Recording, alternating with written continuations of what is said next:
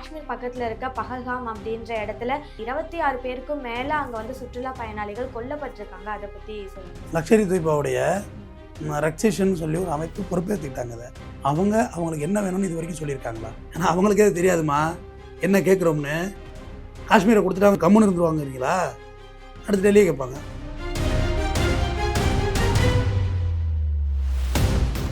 அவ்வளோ ஒரு சொர்க்கமான இருக்கிற ஒரு இடத்த ரத்த கலரியாகவே வச்சுருக்காங்கம்மா. அது எல்லாத்தையும் தீர்த்துருவேன்னு சொல்லிட்டு தாம்மா மரியாதைக்குரிய பாரத பிரதமர் இந்த இடத்துக்கு வந்தார். மோடி அவர்கள் தீர்த்துட்டாரானா இல்லை. அதை விடுத்துட்டு ட்ரம்போட போய் உறவு வச்சுக்கிட்டு அங்கே உறவு வச்சுக்கிட்டு இங்கே உறவு வச்சுக்கிட்டு இப்போ இஸ்ரேலுக்கு நமக்கு என்ன வித்தியாசம் இருக்குது? காசாவுக்கு நமக்கு என்ன வித்தியாசம் இருக்குது? உக்ரைனுக்கு நமக்கு என்ன வித்தியாசம் இருக்குது?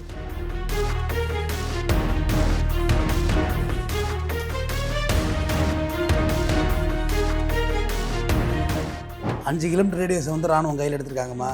அதில் யாரை பார்த்தாலும் சுட்டு கொல்ல போகிறாங்கம்மா. அதில் மாற்றுக்கிறது இல்லை. நீ தொடர்ந்து ஆர்மிக்காரனை பழி கொடுக்குறதும், மறுபடியும் அவங்கள 4 பேரை சுடுறதும், மறுபடியும் நம்மள்ட்ட ஒரு 4 பேர் சாவுறதும், இப்படியே போனால் சாவறதுக்காகவே நேர்ந்தாமல் கொண்டு விட முடியும் ஆர்மிக்காரனை. அப்பாவி மக்களையும் பழி கொடுத்தா அப்புறம் என்னம்மா வருது? 28 பேர் பேர் கூட தெரியாது யாருங்க. அதில் எத்தனை பேர் இந்தியன்ஸ் இருந்தால், எத்தனை பேர் ஃபாரினர்ஸ் இருந்தால், 2 பேர் ஃபாரினர்ஸ் இருக்கான், எத்தனை பேர் அஃபீஷியல் இருந்தாங்க, எதுவுமே தெரியாது நமக்கு. நியூஸ் அவ்வளோதான். இன்றைக்கி இதெல்லாம் போயிட்டால் நாளைக்கு தமன்னாவுக்கு வந்து தலைவலின்னு சொன்னால் அப்படியே நாளைக்கு டைவர்ட் ஆகிடுவோம். அவ்வளோதான். இன்றைக்கி தான் நியூஸ். சுட்ட எல்லாத்தையுமே வந்துட்டு நீ இந்துவா அப்படின்னு கேட்டு சுட்டு கொண்டு இருக்காங்க. இந்து முஸ்லீம் விளையாட்டை விளையாண்டுக்கிட்டே இருங்க. வந்து அப்பாவி மக்களை சுடுறதுல என்ன அப்படி என்ன வீரம்? அப்படி அவ்வளோ என்ன இழப்பமாக போயிட்டு எங்கள் உசுருன்னு கேட்குறேன். அவர் கணவர் இறந்து கிடக்குறாரு. அவர் பக்கத்திலேயே மனைவி உட்காந்துருப்பாங்க. எந்த அழுகலை கொள்ளலை. அதான் அதுக்கு பேர் கையெறி நிலையும்பாங்க தமிழில். எல்லாம் எல்லையும் மீறி போச்சு.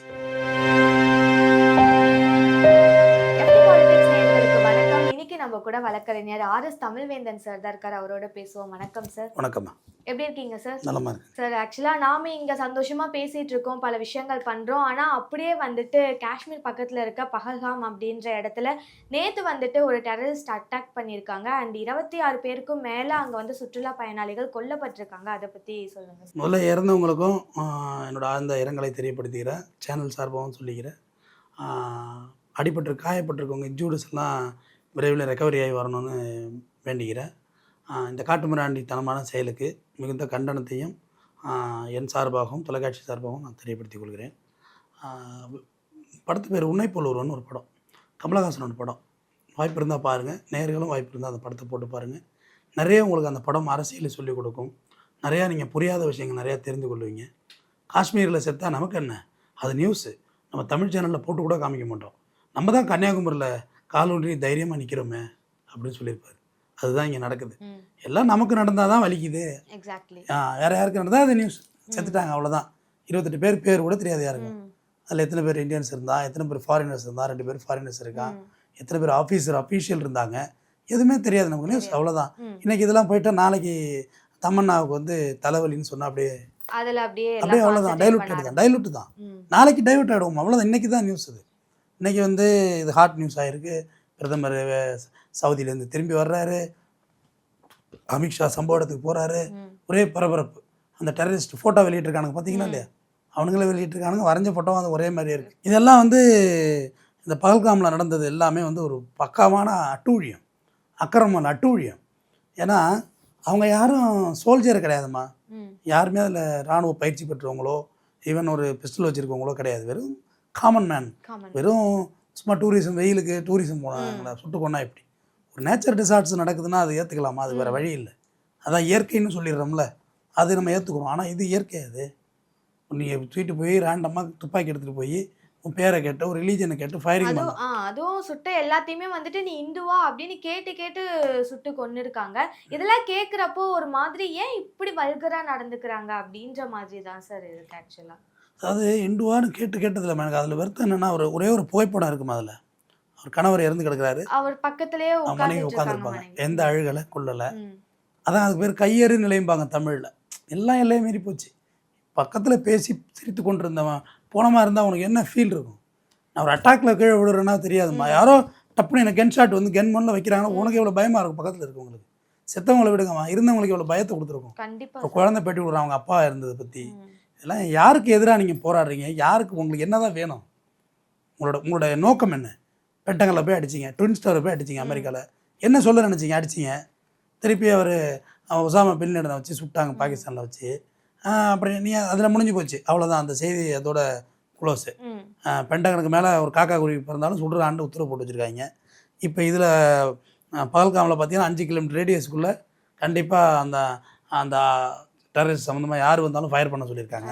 சரி, எப்படி சுட்டுருவாங்கன்னு வச்சுங்க இந்தியன் சோல்ஜர், ஓகே, அதோட முடிஞ்சுதா? இது ஏன் இப்படி நடக்குது? ரீசன் என்னன்றது தெரியறது. தாஜ் ஹோட்டலில் அட்டாக் பண்ணாங்க, அமர்நாத் பாத யாத்திரையில் அட்டாக் பண்ணாங்க, இப்படியே வரிசையாக இருந்துக்கிட்டே தானே இருக்குது. சார் ஆக்சுவலாக இதுக்கு முன்னாடி நடந்த புல்வாமா அட்டாக்காக இருக்கட்டும், இப்போ இந்த டைம் நடந்திருக்க இந்த அட்டாக்காக இருக்கட்டும், ரெண்டுத்துலேயுமே வந்துட்டு எல்லாரும் காமனாக வைக்கிற ஒரு கொஷின் என்ன, விமர்சனம் என்னவா இருக்குன்னா, இது எல்லாமே உளவுத்துறையோட தோல்வி தானே, அவங்க இதை ஏற்றுக்கிட்டே ஆகணும்ல அப்படின்னு சொல்கிறாங்க. சார் உங்களோட கருத்து சார்? இதில் என்னம்மா மாட்டுக்கிறது? புல்வாமா அட்டாக்கு வேறு, இது வேறுமா? ஏன்னா புல்வாமா அட்டாக் வந்து சோல்ஜர்ஸ்மா, அவங்கள்ட்ட கென் இருக்குது, ஆயுத பயிற்சி இருக்குது, ஒரு வெடிகுண்டை தூக்கி போட்டால் அதை கையாள தெரியும். இவங்க அப்பாவி மக்களுக்கு என்னம்மா தெரியும்? சோல்ஜர், நம்ம இராணுவ வீரர்கள், அவங்க தான் உயிர் தியாகம் செய்யப்படுவோம், நாங்கள் இறக்கப்படுவோம். இப்போ ஒரே ஒரு படம் அமரன்னு வந்துச்சு, ஒரே ஒரு முகுந்தனோட கேரக்டர் எவ்வளோ பெரிய தாக்கத்தை நம்மள்கிட்ட ஏற்படுத்திருச்சு. சாதாரண ஒரு ஸ்டோரி தாம்மா, ஆனால் அதில் ஒருவனுடைய லைவ் வாழ்க்கை. ஒரு ஆர்மிக்காரனுக்கு ஒரு குடும்பம் இருக்குது, அவனுக்கு ஒரு பொண்டாட்டி இருக்குது, ஒரு புள்ள இருக்குது, அப்படிங்கிற ஒரு லைவாக இருந்துச்சு பாருங்க. அது எவ்வளோ பெரிய வெற்றியை கொடுத்துச்சு. என் மேஜர் சரவணன் செத்தார் கார்கில்ல, திருச்சியில் போர்டு வச்சுருப்பாங்க அந்த ரவுண்டானால. இது அந்த புல்வாமா அட்டாக் வந்துமா ஒரு 12 கிலோமீட்டர் சிக்னல் எல்லாத்தையும் அந்த ஸ்கார்பியோ வயலேட் பண்ணி வருது, உள்ளே போகுது, கடைசியாக உண்மையில் ஏறி வருதுமா அந்த வண்டி. அப்போ என்னம்மா பண்ணிகிட்டு இருந்தாங்க? அந்த சோல்ஜரு வேலை விட்டுட்டு வீட்டுக்கு போகிறாங்க ஈவினிங், அந்த நேரத்தில் அட்டாக் பண்ணுறாங்க. அப்போ உளவுத்துறை சரியாக இருந்திருந்தால் அந்த வண்டியை வழியிலே ஷூட் பண்ணியிருக்கணும். கண்டிப்பாக வண்டி பூரா வெடிமருந்து இருந்துச்சுமா, வண்டி ஃபுல்லாகவே பாம்போட அந்த மருந்து ரா மெட்டீரியல் இருந்துச்சு. அந்த ரா மெட்டீரியல் கொடுத்தது யார்? இன்ன வரைக்கும் உள்துறை அறிவிச்சிருக்காங்களா? அமித்ஷா தான் இருக்கார் உள்துறையில், இன்ன வரைக்கும் நீங்கள் அறிவிச்சிருக்கீங்களா? இல்லையே. அப்படியே அவ்வளோதான் முடிஞ்சுது. 41 சோல்ஜர்மா அதில், அவ்வளோதான். அப்படியே ஸ்கிப் பண்ணியாச்சு, நம்மளும் அதை மறந்துட்டோம். இப்போ இது அடுத்த அட்டாக் வந்தோடனே திருப்பி உடனே பேச ஆரம்பிச்சிருவோம். அடுத்தது இதை விட்டுட்டு அடுத்த சப்ஜெக்ட் போயிடுவோம் நாளைக்கு. ஆக்சுவலாக இதை வந்துட்டு இப்படியே சாதாரணமாக எடுத்துக்கவும் முடியாது அப்படின்னு சொல்லலாம் சார். ஏன்னா இப்போ வந்துட்டு இங்கே நம்மளுக்கு சம்மர் சீசன் ஸ்டார்ட் ஆயிடுச்சு. எப்படியும் இந்தியாவிலேருந்து பல பேர் காஷ்மீருக்கு வந்துட்டு போவாங்க. சாதாரண மக்களை இப்படி வந்துட்டு சுட்டு கொண்டுட்ருக்காங்க அப்படின்னா இதெல்லாம் அரசாங்கத்துக்கு தெரியாத. எப்படி இருந்தாலும் அவங்க இங்கேருந்து நம்மளோட பாதுகாப்புக்காகவும் இதுக்கான நடவடிக்கை ஏதாவது எடுக்கணுன்ற ஸ்டெப்பை எடுத்தே ஆகணும் இல்லை சார்? வளர்ச்சின்னு சொல்லி நம்ம ரத்தத்தை உறிஞ்சி வரி வாங்குறதுல நம்ம வளர்ச்சிங்கிறது நாட்டுடைய ஒட்டுமொத்த இன்ஃப்ராஸ்ட்ரக்சர் டெவலப்மெண்ட் இருக்கணும். இந்தியாவின் சுவிட்சர்லாந்துங்கிறது ஜம்மு அண்ட் காஷ்மீர். உலகில் சுவிட்சர்லாந்து ஒரு நாடு இருக்குது, நம்மளால் போயிட்டு வர்றது எல்லாராலையும் முடியாது. பட் நீங்கள் ஒரு ஃப்ளைட்டு பிடிச்சோ ஒரு ட்ரெயின் பிடிச்சோ நீ போயிடலாம், போய் சுற்றி பார்த்துட்டு வந்தாங்க. அவ்வளோ அருமையான ஒரு இடம் ஜம்மு அண்ட் காஷ்மீர், அவ்வளோ டூரிசம் இன்கம் உள்ள இடம். இந்த அட்டாக் முடிஞ்சுதான் இப்போ யாராவது போவானா அந்த இடத்துக்கு? எவ்வளோ வருமானம் பாதிக்குமா? உலகத்துக்கே ஆப்பிள் வந்து நம்பர் 1 ஆப்பிள் வந்து ஜம்மு அண்ட் காஷ்மீர் ஆப்பிள். அதை ஏற்றுமதி பண்ண முடியலம்மா, பயப்படுறாங்கம்மா வாங்குறதுக்கு. இதெல்லாம் வெடிகுண்டு வச்சு தான் அனுப்பி விட்ற போகிறோம், எதுக்கு தான் வம்பு? ஆப்பிளை ஏற்ற முடியல, எல்லாம் உள்ளுக்குள்ளே தான் நம்ம நாட்டுக்குள்ளே சுற்றுது இந்த ஆப்பிள்லாம். அவ்வளோ ஒரு சொர்க்கமான இருக்கிற ஒரு இடத்த ரத்த கலரியாகவே வச்சுருக்காங்கம்மா. இன்னைக்கு இல்லைம்மா, ஒரு 75 வருஷமாகவே இந்த பிரச்சனை இருக்குமா. அது எல்லாத்தையும் தீர்த்துருவேன்னு சொல்லிட்டு தாம்மா மரியாதைக்குரிய பாரத பிரதமர் இந்த இடத்துக்கு வந்தார் மோடி அவர்கள்.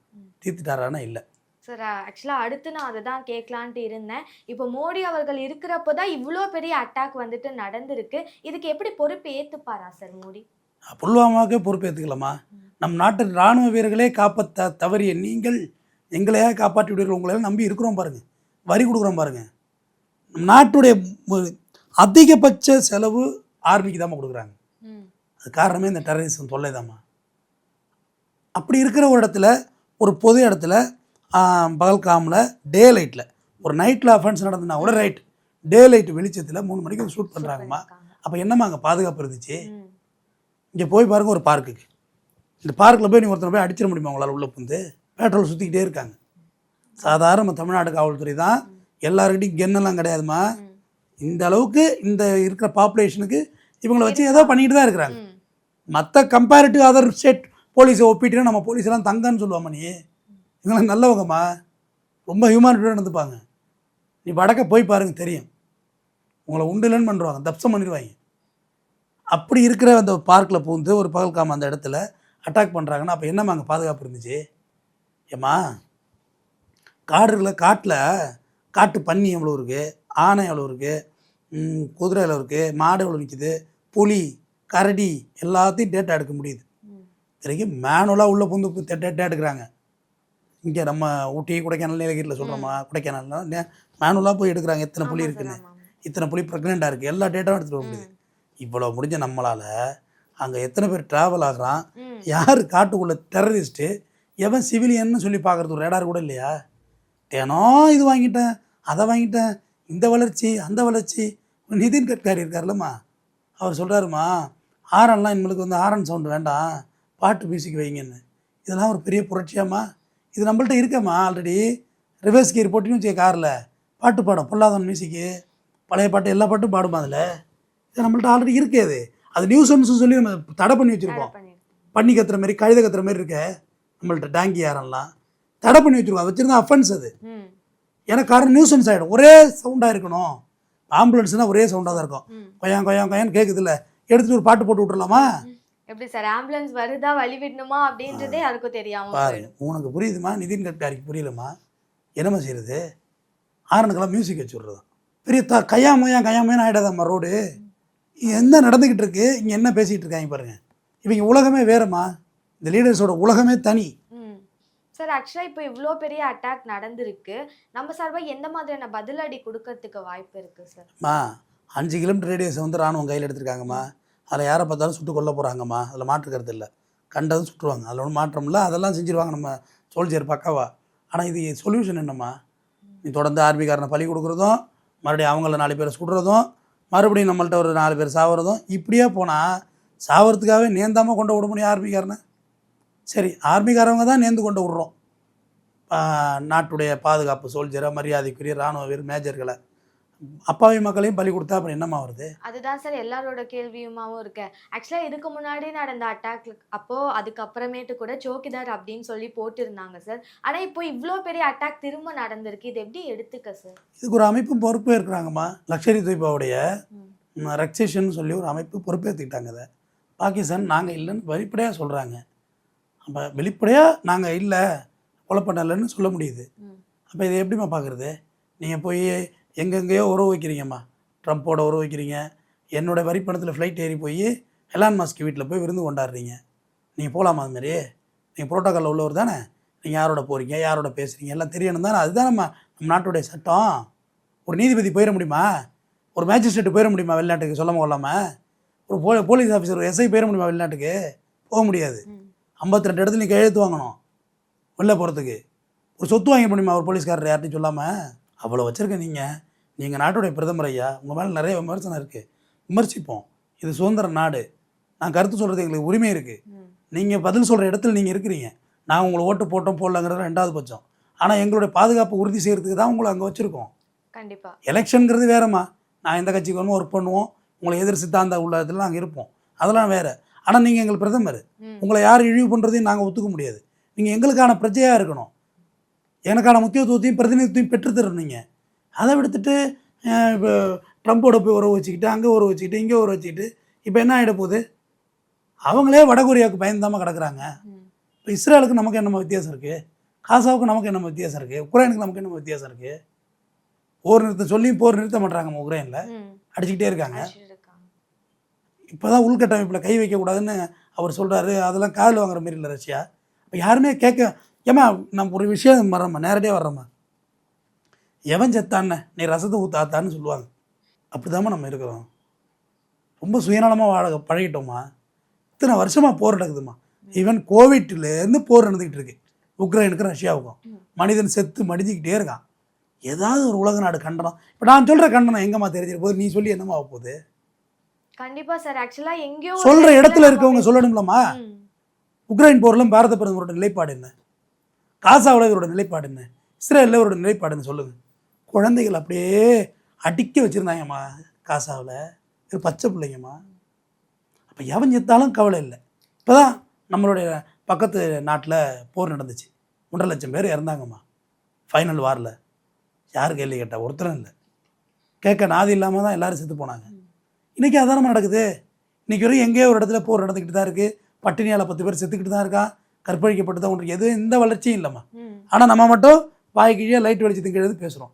இப்போ இப்போ நான் பேசுகிறதுனால அங்கே எதுவும் ஆகிட போகுது, ஆனால் ஒன்றும் ஆகாது.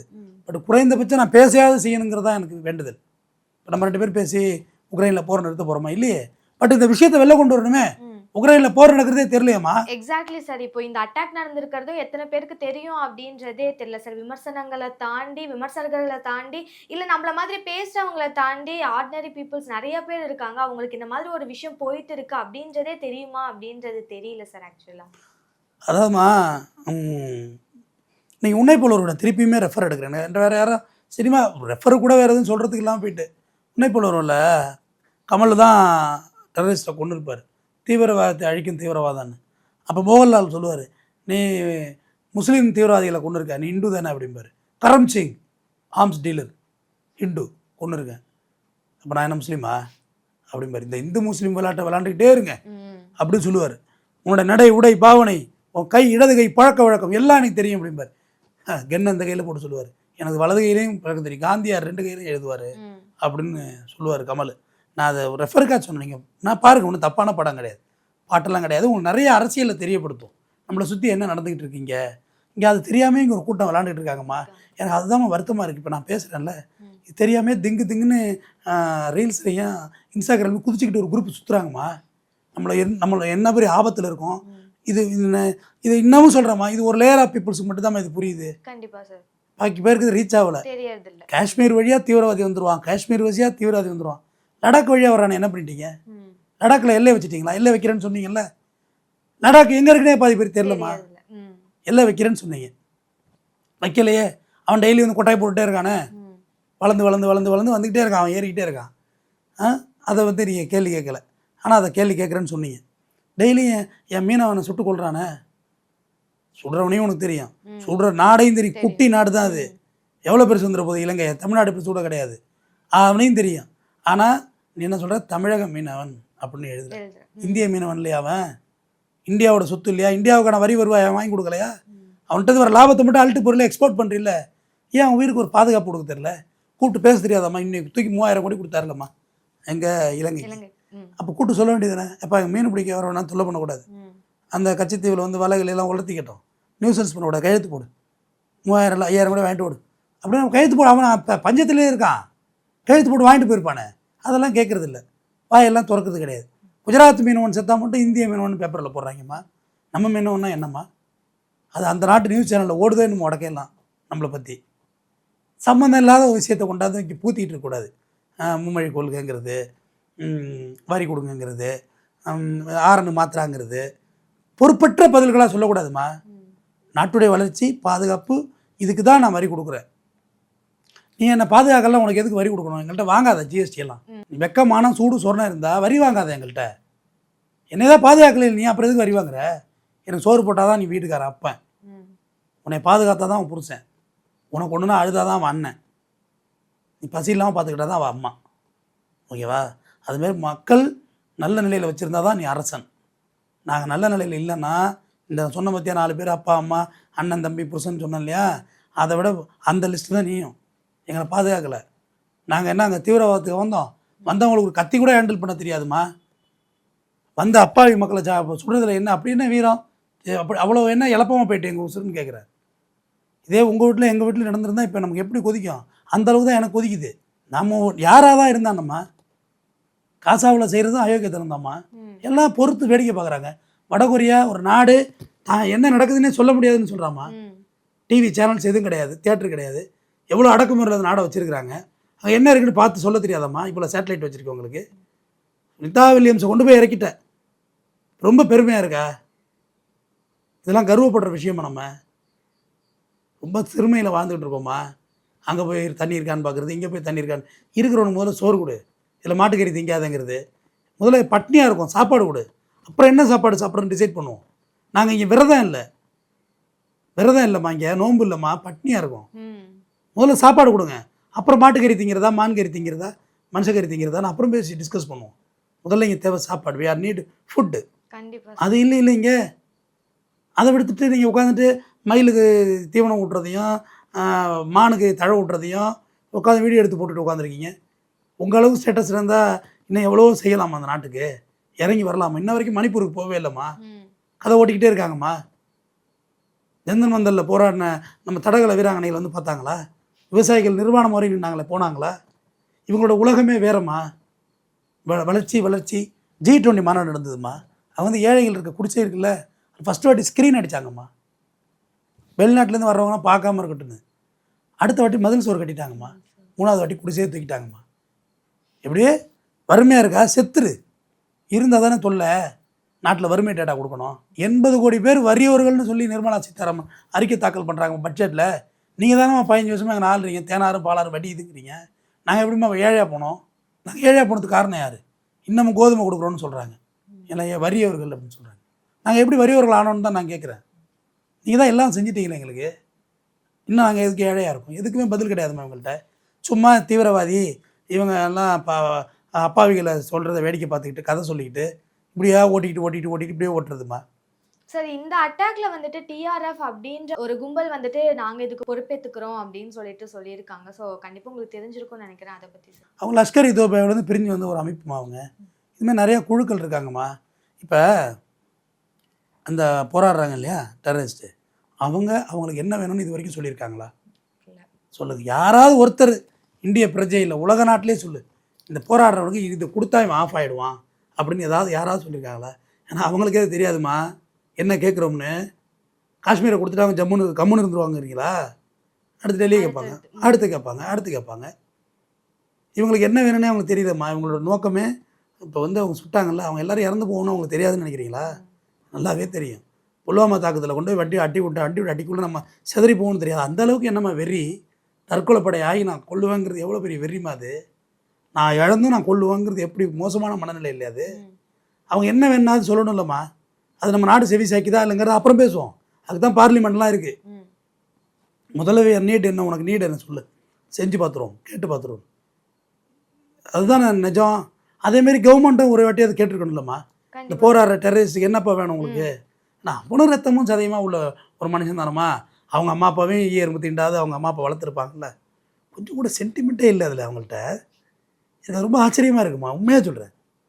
நான் ரொம்ப ரியலைட்டியாக சொல்கிறேன். நான் இதாக சொல்லலை, ஷோக்காண்டி சொல்லலை. சென்டிமெண்ட்டே இருக்காதான்னு கேட்குறேன். குழந்தைக்கு முன்னாடி அப்பாவை சொல்கிறோம், ஒரு ஹனிமூன் வந்த கப்பலை அவங்க புருஷனை சொல்கிறோம். இது வந்து கொஞ்சம் கூட இரக்கமே இருக்காதா? தெரியல சார். இரக்கம் இருந்திருந்தா இத்தனை பேர்த்த அவங்க கொண்டிருப்பாங்க அப்படின்ற ஒரு அவசியமே இல்லாமல் இருக்கும். மேபி அவங்க கிட்ட இருக்க ரீசன் என்ன அப்படின்றது கேட்டாதான் அவங்களுக்கு வந்துட்டு இரக்கம் சுபாவம் இருக்கா அப்படின்றதே தெரியும் சார். அதே தான் நானும் சொல்கிறேன். அவங்கள்ட்ட கேட்கணும் இல்லைம்மா. இவா உனக்கு என்ன பிரச்சனை அப்படின்னு கேட்டால் தானே அவன் சொல்லுவான். கண்டிப்பாக இதை செய்யுங்க அப்படின்னு சொல்லணும்ல. அதை கேட்காம 2 பேருமே இப்படியே பேசிகிட்டே இருந்தா எப்படிம்மா? இவங்களும் அவங்கள கேட்க போகிறதில்ல, அவனுங்களும் அவனுக்கு வாயை திறந்து சொல்ல தெரியல. இவ்வளோ செல்ஃபோன் இவ்வளோ பிளாட்ஃபார்ம் வளர்ந்து போச்சுமா. அவங்களுக்கு என்ன நீடுங்கிறது சொல்லணும்னா வெளியில், எங்களுக்கு இதெல்லாம் செஞ்சு கொடுங்க அப்படின்னு. கண்டிப்பாக சார். ஆக்சுவலாக இந்த மாதிரி அட்டாக் வந்துட்டு இந்தியாவிலன்ட்டு இல்லாமல் நிறைய இடங்கள்ல வந்துட்டு நிறைய நடந்துட்டு தான் இருக்குது. இதுக்கு எப்போ ஸ்டாப் கிடைக்கும் அப்படின்றது யாராலையுமே சொல்ல முடியல அப்படின்லாம் சொல்லலாம். இன்னொன்று நீங்கள் சொன்ன மாதிரி ரொம்ப வருஷமாக வார் அப்படின்றது நடந்துகிட்டே தான் இருக்குது. இதுக்கு ஒரு ஸ்டாப் அப்படின்றது எப்போ கிடைக்கும் சார்? என்ன பண்ணலாம்? எல்லாரும் பசி இல்லாமல் இருக்கணும், எல்லாருக்கும் சமமான பொருளாதாரம் இருக்கணும். சாதி மத ஏற்றத்தாழ்வுகள், அந்த கேவலமான பாலிடிக்ஸ் பண்ணுறது, நம்மளை வச்சு மனித உயிர்களை வச்சு பணையம் வைக்கிறது, பந்தயம் வைக்கிறதுலாம் தேவையில்லாது. அவங்களோட பிரச்சனையெல்லாம் சால்வ் பண்ணால் ஒரு நாடும் ஆர்மிக்கு பெரிய அளவில் செலவு பண்ணிட்டு உட்காந்துருக்காங்கம்மா. சிங்கப்பூர்லாம் கம்பல்சரி நீ ஆர்மியில் ஒர்க் பண்ணிட்டு தான் அந்த நாட்டுக்குள்ளே நடமாடணும். இதெல்லாம் இவ்வளோ பெரிய கஷ்டத்தை தாங்குறேன். ஆனால் அவங்கெல்லாம் தாக்கு பிடிக்க முடியாதுன்னு வச்சுங்க. நம்ம நாட்டு இன்ஃப்ராஸ்ட்ரக்சர்லாம் இல்லை, நம்ம நாட்டு ஆர்மி சோல்ஜர்ஸ் மாதிரியெல்லாம் பலம் அவங்கள்ட்ட இல்லை. அப்படி இருந்தும் நம்ம இவ்வளோ நாடுகளில் போய் நட்பு வச்சுருக்கார் பிரதமர் அவர்கள். அப்போவாது உலக நாடு நம்மளை கண்டு பயப்படணும்னு இவர் நினச்சார். நம்ம எல்லா நாட்டிலையும் நட்புறவோடு போயிட்டோம்னா நமக்கு ஒரு ஆதரவுனா சண்டை வரும். அப்படி சண்டை வந்தால் நமக்கு 4 பேர் நிற்பாங்க, 4 நாடுன்னு தான். நம்மளும் எதுக்குமா 4 பேர்கிட்ட பழகுறோம்? தனி மனிதனை வச்சு தான் நாடுமா, நாட்டை வச்சு தான் தனி மனிதனும். 4 பேர்கிட்ட பழகுனா 4 கான்ட்ராக்ட் கிடைக்கும், நம்ம நல்லது கிட்ட பிஸ்னஸ் பண்ணிக்கலாம், நமக்கு 2 கேஸ் கொடுப்பாங்க, கொஞ்சம் நமக்கு ஒரு பிரச்சனை 4 பேர் வருவாங்கிறது 4 பேர்கிட்ட நம்ம பழகுறோம். அப்படி வரலன்னும் போது நம்ம அந்த நாடுகளோட பழகி தான் என்னம்மா பிரச்சனை? நம்மளே பார்த்துக்கலாங்க தனியாக.